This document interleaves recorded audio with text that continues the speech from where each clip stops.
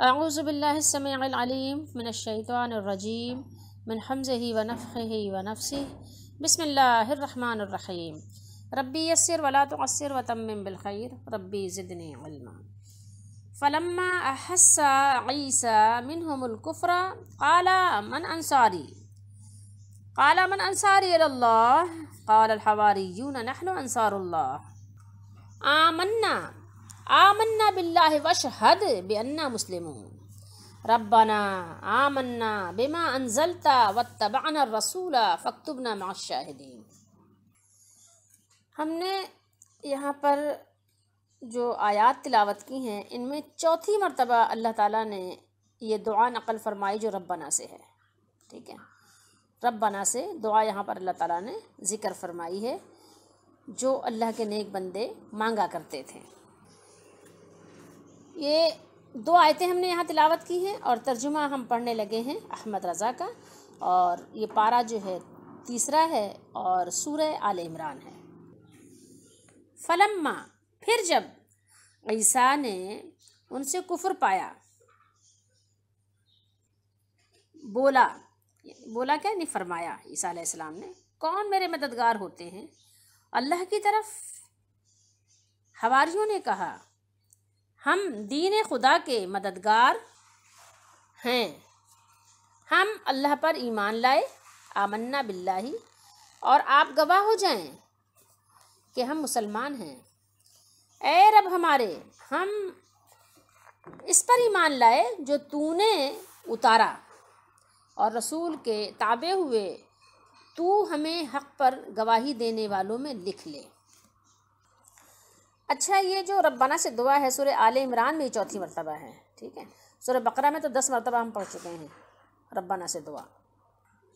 اس سے پہلے جو ہم نے آیات تلاوت کی تھی ان میں آیت نمبر 51 یہ تھی کہ اللہ کے نبی عیسیٰ علیہ السلام نے فرمایا ان اللہ ربی و ربکم، کیا فرمایا کہ بے شک، انہا نے کیا کیا، یقینی فائدہ دیا، ٹھیک ہے، کوئی شک باقی نہیں رکھا، بے شک اللہ میرا بھی رب ہے اور تمہارا بھی رب ہے۔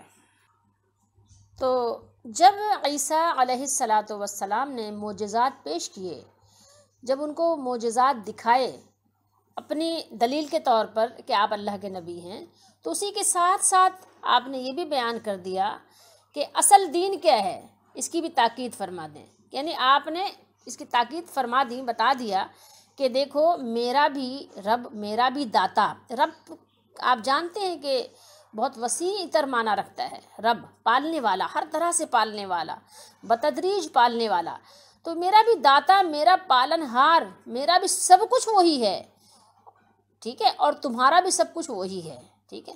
یہ تو ہو گئی آپ کے عقیدے کی تکمیل، دو لفظوں میں عیسیٰ علیہ السلام نے بتا دیا، یہ عقیدے کی تکمیل کر دی اگر آپ اس کو آسانی سے سمجھنا چاہیں تو۔ لیکن ظاہر ہے جو لوگ نہیں سمجھ پاتے، جن کی تھوڑی سی عقلیں یعنی وہاں تک رسائی حاصل نہیں کر پاتی، تو ان کے لیے تھوڑی تفصیل چاہیے ہوتی ہے، لیکن انہیں دو لفظوں میں ساری باتیں آ گئیں، عقیدے کی پوری تکمیل ہو گئی۔ نبی ہوں، معجزات لے کر آیا ہوں، لیکن میرا مالک، میرا پالنہار وہی ہے جو تمہارا ہے، ٹھیک ہے، میرا اور تمہارا، یعنی اس معاملے میں میں اور تم جو ہے اسی کے در کے حاجت مند ہیں، ٹھیک ہے، اسی در کے ہم دونوں، ہم سب یعنی میں اور آپ سب اسی در کے حاجت مند ہیں۔ یہ ہماری آپ کے عقیدے کی تکمیل ہو گئی۔ آگے فرمایا تھا کہ فَاعْبُدُوهُ، سو اسی کی عبادت کرو، اس کی، ہو ضمیر کہاں جا رہی ہے؟ اللہ کی طرف، یعنی رب کی طرف، کہ عبادت کس کی کرنی ہے؟ ہمیں بھی اور آپ کو بھی کس کی عبادت کرنی ہے؟ اسی مالک کی عبادت کی، اسی رب کی، اسی اللہ کی عبادت کرنی ہے۔ تو اب یہ جو یعنی نتیجہ حاصل ہوا ہمیں اس عقیدے سے، نتیجہ کیا حاصل ہوا؟ نتیجہ یہ حاصل ہوا، رزلٹ کیا نکلا کہ اللہ کے سوا کسی کی عبادت کرنی نہیں ہے، کوئی اس کا حق رکھتا نہیں ہے، ٹھیک ہے۔ عبادت جب بھی ہوگی، جس طرح سے بھی ہوگی، جس انداز سے بھی ہوگی، اسی اللہ کی ہوگی۔ یہ ہو گئی ہمارے عمل کی تکمیل، ٹھیک ہے، ہمارا عمل اللہ کی عبادت پر ہی ختم ہے عبادت کے لحاظ سے، ٹھیک ہے۔ اور پھر کیا فرمایا آگے؟ ھذا صراط مستقیم، بس اب بات ہی کیا رہ گئی، بات پوری ہو گئی، مکمل ہو گئی کہ یہی تو سیدھا راستہ ہے، ٹھیک ہے، سیدھا راستہ کون سا ہے؟ یہی راستہ ہے کہ اللہ کو اپنا رب مانو، اسی کی عبادت، اسی کی بندگی کرو، اسی کے سامنے اپنا یعنی نیاز مندانہ انداز پیش کرو، اور بس آپ کا یہی سیدھا راستہ ہے نا۔ فلما پھر جب احس عیسیٰ منہم الکفر، جب عیسیٰ علیہ السلام نے ان کی طرف سے نافرمانی دیکھی اور محسوس کیا، آپ بھی اردو میں بولتے ہیں نا احساس، ٹھیک ہے، اور حس، اسی سے یہ ہے، دیکھیے احس محسوس کیا عیسیٰ علیہ السلام نے، ٹھیک ہے۔ تو عیسیٰ علیہ السلام نے کیا محسوس فرمایا؟ آپ نے محسوس فرمایا کہ وہ کفر اور دلالت ہی پر ڈٹے ہوئے ہیں، ٹھیک ہے، اور وہ ڈٹے رہیں گے۔ تو فرمایا من انصاری اللہ، آپ نے فرمایا کہ کوئی ہے جو اللہ کی راہ میں میرا مددگار ہو۔ من انصاری اللہ، قال حواریون، یہ حواری کسے کہتے ہیں؟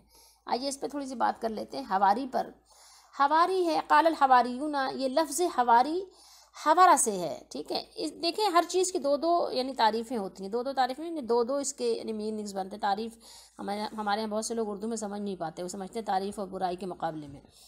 تو دیکھیں یعنی اس کا یعنی ترجمہ آپ کر لیں دو طرح سے، ایک تو ہوتا ہے لغوی، ٹھیک ہے، لفظی معنی، اور ایک ہوتا ہے اصطلاحی، کہ اصطلاح میں اس کو کیا کہتے ہیں اور لفظاً کیا کہتے ہیں۔ تو یہ حوارہ جسے ہے یا ماخوذ ہے، سمجھ لیجئے کہ جس کے معنی کیا ہیں لغت میں؟ سفیدی کے ہیں، ٹھیک ہے، لغوی معنی اگر آپ اس کا دیکھیں گے، آپ اردو میں بولتے ہیں نا، یہ اردو میں تو نہیں، البتہ ہاں عربی میں آپ کہہ سکتے ہیں، جیسے ہم کہتے ہیں نا احمر اور حمراؤ، یعنی بہت سفید، ٹھیک ہے، سرخ و سفید، اتنا یعنی بہت گورا چٹا، سفید کو کہتے ہیں احمر، اور حمراؤ مذکر مؤنث، ٹھیک ہے۔ تو اسی سے ہے یہ حواری یعنی سفید، ٹھیک ہے، یہ لغوی معنی ہم آپ کو بتا رہے ہیں۔ تو عیسیٰ علیہ السلام کے جو ساتھی تھے وہ صفائی قلبی کی وجہ سے، ان کا دل بالکل صاف شفاف تھا، اخلاص والے تھے، مخلص تھے، اس کی وجہ سے یا ان کے لباس جو تھے سفید پوشاک کی وجہ سے ان کو بہرحال حواری کا لقب دیا گیا ہے۔ اور اس کے علاوہ اگر اصطلاحی تعریف آپ اس کی کریں گے اصطلاح میں، تو یہ وہ لوگ ہیں جو عیسیٰ علیہ السلام پر ایمان لائے تھے اور آپ کے ساتھ یہ دین کی تبلیغ کرتے تھے، اور آپ یعنی آپ کے قدم پہ قدم، یعنی آپ مطلب یعنی ہر طرح سے آپ کی مدد کرتے تھے، ٹھیک ہے۔ اچھا ہاں، ایک بات یاد آئی کہ نحن انصار اللہ، اور فرمایا من انصاری، اس سے لوگ نا مانگنے کا ایک یعنی وہ سیکھ لیتے ہیں، دلیل بنا کے لے آتے ہیں، ٹھیک ہے، مانگنے کی دلیل اس کو بنا کر لوگ پیش کر دیتے ہیں۔ دیکھو عیسیٰ علیہ السلام نے بھی مانگا تھا، دیکھا عیسیٰ علیہ السلام نے بھی مانگا تھا، اگر مانگنا شرک ہوتا تو عیسیٰ علیہ السلام کیوں مدد مانگتے حواریوں سے، ٹھیک ہے۔ تو یہاں پر یہ ابھی میں اس کو بتا دیتی ہوں آپ کو، انشاءاللہ تھوڑی بہت اس پر یعنی بات کر لیں گے۔ میں اتنا جان لیجئے کہ یہ حواری یعنی عیسیٰ علیہ السلام کے اصطلاحی تعریف میں کہ ان کے جانثار تھے، جو ان کے ساتھ ان کی مدد کرتے تھے دین الہی کے لیے، ٹھیک ہے۔ اچھا دوسری چیز، جیسے ہمارے نبی صلی اللہ تعالیٰ علیہ وآلہ وسلم کے صحابہ کو ان کو کیا لقب دیا گیا اصطلاحی طور پر؟ صحابہ کسے کہتے ہیں؟ اب ہم یہ تو نہیں کہ کسی، ویسے تو لفظی مانا گیا ساتھی کو کہتے ہیں، لیکن جب ہمارے یہاں صحابہ یا صحابی کا لفظ بولا جاتا ہے، کہا جاتا ہے، تو ہم فوراً سمجھ جاتے ہیں کہ ظاہر وہ رسول اللہ صلی اللہ علیہ وسلم کے اصحاب کے لیے مختص ہے، خاص ہے۔ تو اسی طریقے سے یہاں پر آپ حواری بھی سمجھ لیجئے۔ اور ہمارے نبی صلی اللہ علیہ وآلہ وسلم کی ایک حدیث شریف بھی ہے، آپ نے فرمایا کہ ہر نبی کا کوئی حواری ہوتا ہے، ٹھیک ہے، یعنی مخلص ساتھی ہوتا ہے، اور میرے حواری کون ہیں صلی اللہ علیہ وسلم؟ آپ نے فرمایا زبیر ہیں، ٹھیک ہے، جو عشر مبشرہ کے صحابی ہیں، آپ نے ان کے لیے فرمایا کہ وہ میرے حواری ہیں۔ فلما احس، عیسیٰ علیہ السلام نے صرف عقل سے نہیں سمجھا بلکہ حواس سے معلوم کر لیا، آنکھوں سے دیکھ لیا اور کانوں سے یہ حقیقت جان لی، سمجھ لیا، سن لیا کہ یہود اور ان کے علماء اللہ کی دی ہوئی نشانیوں اور دلائل و معجزات کے سامنے بے بس ہو چکے ہیں، مگر پھر بھی وہ اس کو ماننے کے لیے کسی صورت تیار نہیں ہیں، بلکہ ان کی زندگی، عیسیٰ علیہ السلام کی زندگی کے در پہ ہیں، چاہتے ہیں کہ آپ کی زندگی کا خاتمہ کر دیں اور اس مقصد کے لیے وہ طرح طرح کی تدبیریں مکر کر رہے ہیں. انہیں یعنی عیسیٰ علیہ الصلوۃ والسلام کو شہید کرنے کی طرح طرح کی وہ کوششوں میں لگے ہوئے ہیں.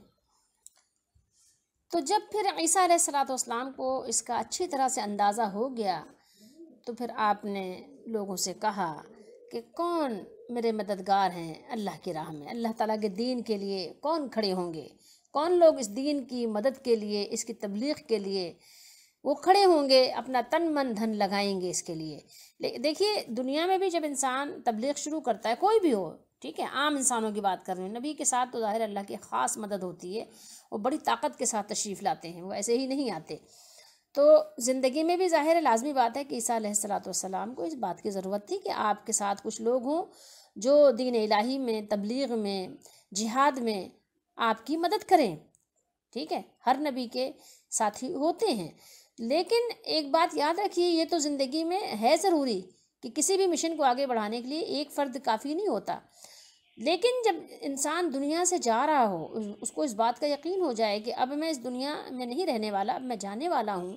کوئی بھی وجہ ہو سکتی ہے، دشمن اتنے بڑھ گئے ہیں کہ خطرات لاحق ہو گئے ہیں، یا یہ کہ طبعی طور پر اب دنیا سے جانے والا ہوں، تو اس مشن کو آگے کون بڑھائے گا؟ دین کا کام کہیں رک نہ جائے، تبلیغ کا کام کہیں رک نہ جائے، قرآن و سنت کا کام کہیں رک نہ جائے. تو ظاہر ہے کہ جو اس بات کا درد رکھتا ہے، جس کے اندر اس بات کا احساس ہے، تو وہ چاہتا ہے کہ اپنے پیچھے ایسی جماعت، ایسے لوگ چھوڑ جائے کہ جو دین کا کام کرتے رہیں، اس مشن کو آگے بڑھاتے رہیں، اور یہ کہیں پہ رکنا نہیں چاہیے. ٹھیک ہے، تو اسی طور پر عیسیٰ علیہ الصلوۃ والسلام نے یعنی اپنی زندگی میں بھی ان کو ساتھ رکھا کہ جو دین الہی کی مدد کرتے رہیں، اور اپنے بعد بھی کہ ظاہر ہے کہ اب میں اگر جانے والا ہوں، میرے اتنے دشمن بڑھ گئے ہیں، تو میرے بعد یہ دین کا کام رکنا نہیں چاہیے. ٹھیک ہے، تو پھر عیسیٰ علیہ السلام نے پکارا من انصاری اللہ.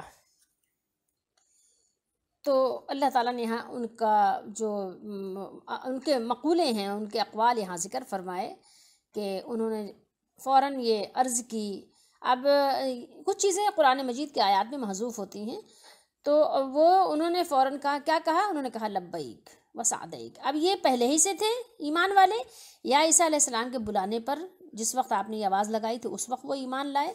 یہ اللہ بہتر جاننے والا ہے. قرآن نے لیکن یہ ذکر کیا کہ وہ آئے اور مطلب یعنی وہ کھڑے ہو گئے. ٹھیک ہے، انہوں نے کہا نحن انصار اللہ. انہوں نے جواب میں کہا فوراً کہ نحن انصار اللہ. اور پھر یہی نہیں بلکہ یعنی حواری کہنے لگے ہم اللہ کے طرفدار اور آپ کے مددگار ہیں، ہم اللہ پر ایمان لائے اور آپ گواہ رہیے، آپ گواہ ہو جائیں کہ ہم فرما بردار ہیں. اے ہمارے رب، جو کتاب آپ نے نازل فرمائی ہے ہم اس پر ایمان لے آئے ہیں، اور آپ کے جو نبی ہیں، آپ نے جن کو رسول بنا کر بھیجا ہے، ہم ان کے فرما بردار ہو چکے. تو اے میرے مالک، اے میرے رب، آپ ہمیں گواہی دینے والوں میں لکھ لیجئے. ٹھیک ہے، ہمیں آپ لکھ لیجئے، فاکتبنا مع الشاہدین، ہمیں آپ گواہی دینے والوں میں شامل کر لیجئے، ان میں لکھ لیجئے. کچھ لوگوں نے یا کچھ مفسرین نے آپ کہیے کہ حواری کی تفسیر کرتے ہوئے انہوں نے حواریوں کو دھوبی، حواری کا معنی دھوبی لکھا ہے، لیکن ان کی بات صحیح نہیں ہے. ہم آپ کو بخاری شریف دکھاتے ہیں 2847 ہے حدیث نمبر. یہ حدیث شریف ہے آپ کے سامنے. احزاب والے دن نبی کریم صلی اللہ علیہ وسلم نے آواز لگائی تھی. یہاں دیکھیے آواز لگانے کا ذکر بھی ہے. ندب النبی صلی اللہ علیہ وسلم الناس قال صدقت اظنہ یوم الخندق. خندق وہی خندق بھی کہتے ہیں، غزوہ خندق بھی اور غزوہ احزاب بھی. فانتدب الزبیر ثم ندب الناس فانتدب.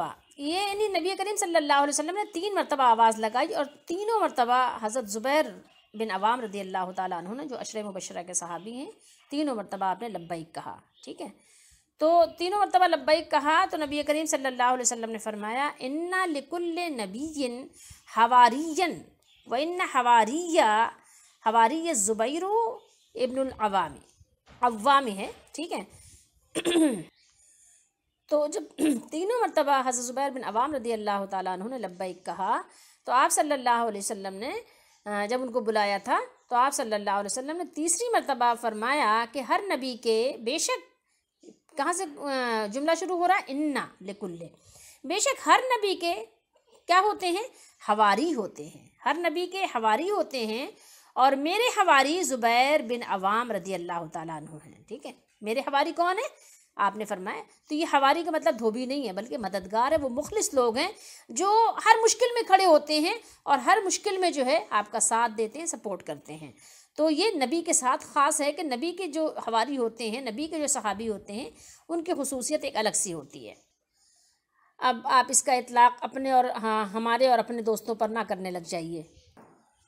تو یہ حدیث شریف ہم نے آپ کو دکھائی، لیکن اب کوئی اس سے غلط فہمی یہ نہ لے کہ ہاں حضرت زبیر رضی اللہ تعالیٰ عنہ تو آپ کے حواری خاص ہیں اور باقی نہیں۔ اللہ کے نبی صلی اللہ علیہ وسلم نے آپ کی یہ ایک محبت ہے کہ ہر صحابی کو کچھ نہ کچھ ایک نئے انداز سے خطاب فرمایا کرتے تھے۔ جیسے عبید اللہ بن جراح کو آپ نے امین فرمایا کہ سمت کے امین ہیں، حضرت خالد بن ولید رضی اللہ تعالیٰ عنہ کو فرمایا کہ یہ سیف اللہ ہیں۔ مطلب آپ نے ہر ایک سے اپنی محبت کا ایک خصوصی لگاؤ کا ایک اظہار فرمایا۔ باقی اللہ بہتر جاننے والا ہے، تو ہم اس میں اور مزید کلام کرنے کی گنجائش نہیں رکھتے۔ اچھا، ایک چیز یہاں پر جو ہم آپ کو بتانا چاہتے ہیں وہ یہ ہے کہ جو لوگ اس سے یہ استدلال کرتے ہیں کہ دیکھیے عیسیٰ علیہ الصلوۃ والسلام نے حواریوں سے مدد مانگی، کیا آپ نے فرمایا من انصاری، ٹھیک ہے، کون ہے میرے مددگار؟ احمد رضا کا ترجمہ تو ہم نے آپ کو دکھا دیا، یہ بھی بریلوی ہیں، غلام یہ ہیں آپ کے پیر صاحب، میں نے آپ کو بار بار تعارف کروایا ان کا۔ تو یہ پیر صاحب نے بھی ترجمہ کیا کیا ہے کہ کون ہے میرے مددگار؟ من انصاری، میرے، ٹھیک ہے، یا ضمیر لگی ہے نا، تو میرے مددگار کون ہیں؟ کدھر؟ اللہ کی راہ میں، ٹھیک ہے، یہاں دیکھیں ترجمہ ہے نا، اللہ کی راہ میں۔ اب اس سے لوگوں نے کیا نتیجہ نکالا کہ دیکھو اگر مدد مانگنا حرام و ناجائز یا شرک ہوتا تو نبی نے بھی مدد مانگی ہے، ٹھیک ہے، یہ دلیل پیش کر دیتے ہیں نا کہ نبی نے بھی مدد مانگی حواریوں سے۔ تو دیکھا ہم نے آپ کو قرآن سے دلیل دکھا دیا کہ مدد مانگنا شرک نہیں ہے۔ کیا نبی شرک کی دعوت دیں گے؟ پھر وہ اس پر بھی مزید اپنا پھولے نہیں سماتے، تو اس طرح کے بھی الفاظ ادا کرتے ہیں۔ نعوذ باللہ استغفر اللہ، یہ ایسا ہرگز نہیں ہے جو آپ سمجھ رہے ہیں یا جو آپ سمجھانا چاہ رہے ہیں۔ آپ سب سے پہلے غور کیجئے کہ نبی نے کس سے مدد مانگی تھی اور کس چیز کے بارے میں مدد مانگی تھی؟ ذرا اس کو کون حرام اور کون شرک کہتا ہے؟ نبی نے اپنے سامنے موجود لوگوں سے مدد مانگی تھی یا قبر پہ جا کے مدد مانگی تھی قبر والوں سے؟ ذرا یہ بھی بتائیے گا۔ کسی قبر پر گئے تھے عیسیٰ علیہ السلام اور کہا تھا ہاں قبر والوں آؤ میری مدد کرو، یا شیخ عبد القادر جیلانی آؤ میری مدد کرو، سلیمان علیہ السلام یا داؤد علیہ السلام آئیے تشریف لائیے میری مدد کیجیے، آپ کی بہت بڑی فوج تھی، ٹھیک ہے، بہت بڑی آپ کی سلطنت تھی، زبردست اللہ نے آپ کو حکومت دی تھی، آئیے آپ میری مدد کیجیے؟ کیا یہ آوازیں لگائی تھی عیسیٰ علیہ السلام نے، یا اپنے سامنے موجود لوگوں سے مدد مانگی تھی؟ دین الہی کے لیے مدد مانگی تھی؟ ذرا اس پہ غور تو کیجیے گا کہ کس طرح کی مدد مانگی تھی عیسیٰ علیہ السلام نے؟ سامنے موجود لوگوں سے۔ تو ہم نے کب منع کیا آپ کو کہ آپ نے اپنے سامنے موجود لوگوں سے آپ مدد نہ مانگیں؟ آپ فوجی نہ تیار کریں، سپاہی نہ تیار کریں، آپ مبلغ تیار نہ کریں، مدرس نہ بنائیں، ہم نے کب منع کیا آپ کو؟ آپ ان سے کیجئے، دعائیں کروائیے، جو کچھ بھی چاہیے آپ کروائیے، جو شریعت کے حدود کے دائرے کے اندر ہے تو آپ کروائیے، کس نے اس سے منع کیا؟ لیکن یہ بتائیے پہلے، آپ اپنے قبروں سے مانگنے جو ثبوت یہاں سے دے رہے ہیں نا، سب سے پہلے یہ بتائیے کہ یہ عیسیٰ علیہ السلام نے زندہ لوگوں سے، اپنے سامنے موجود لوگوں سے مدد مانگی تھی یا ایک شہر سے دوسرے شہر سے پکار کے مدد مانگی تھی؟ یہ بھی بتائیے گا، یا قبر والوں سے؟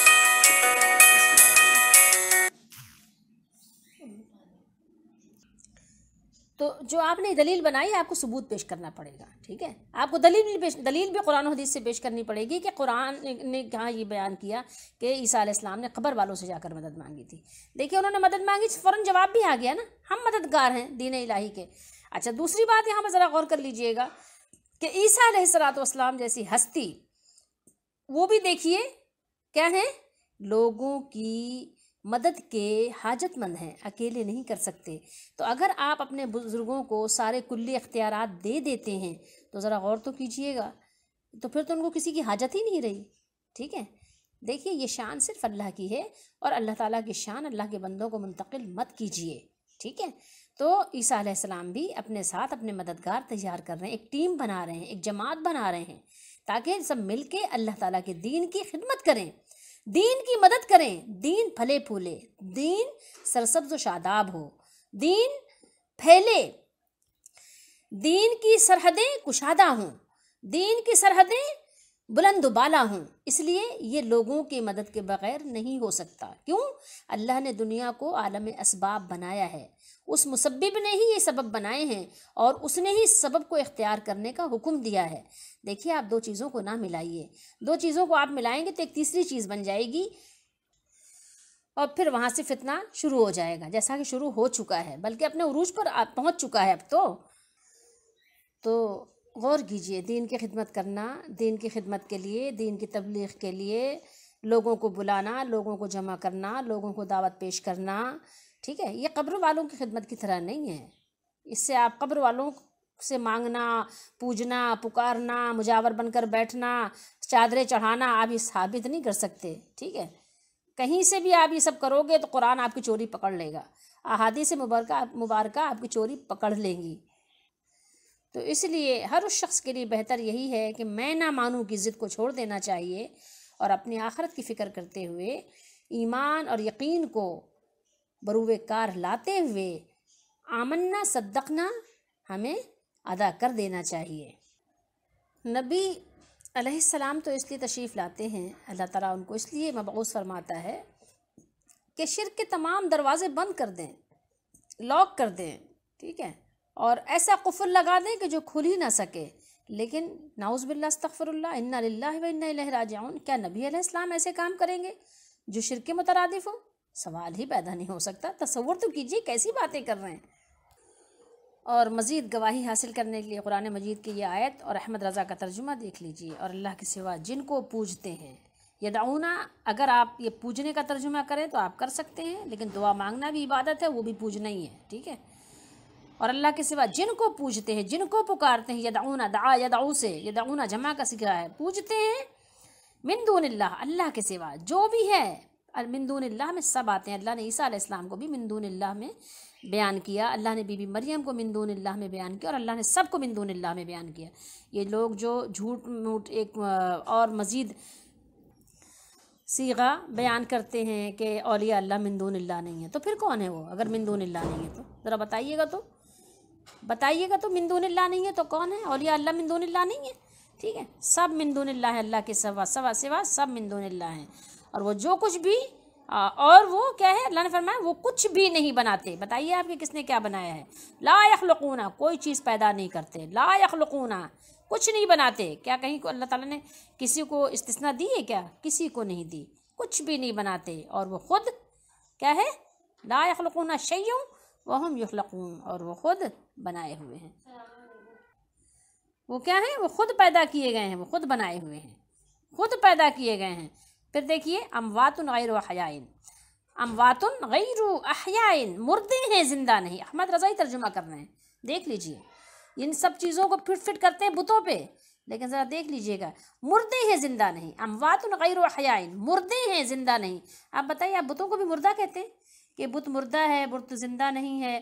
بت کو آپ دفناتے ہیں قبر میں؟ آپ دیکھ لیجئے آگے کیا بیان کیا اللہ نے ایسی، یعنی کہنا چاہیے کہ حق کی اللہ تعالیٰ نے ایسی باتیں بیان فرمائی، خود قرآن مجید میں اللہ نے بیان کیا، حق کا ایسا کوڑا مارا کہ باطل کا بھوسا ہی نکال دیا۔ مردے ہیں زندہ نہیں اور انہیں خبر نہیں، وما یشعرون، ان کو شعور بھی نہیں ہے کس چیز کا؟ ایانا یبعثون، آگے ہے کہ ان کو اس بات کی بھی خبر نہیں ہے، اس بات کا بھی شعور نہیں ہے کہ لوگ کب اٹھائے جائیں گے، کب اٹھائے جائیں گے، اس کا بھی ان کو شعور نہیں ہے۔ یبعثون، تو آپ بتائیے کہ بتوں کو اٹھایا جائے گا؟ بتوں کو قبروں میں دفنایا گیا ہے، وہ قبروں سے نکلیں گے بت؟ پھر آگے اللہ نے فرمایا الہکم الہ واحد، تمہارا معبود ایک معبود ہے، تمہارا الہ ایک ہی الہ ہے، بس۔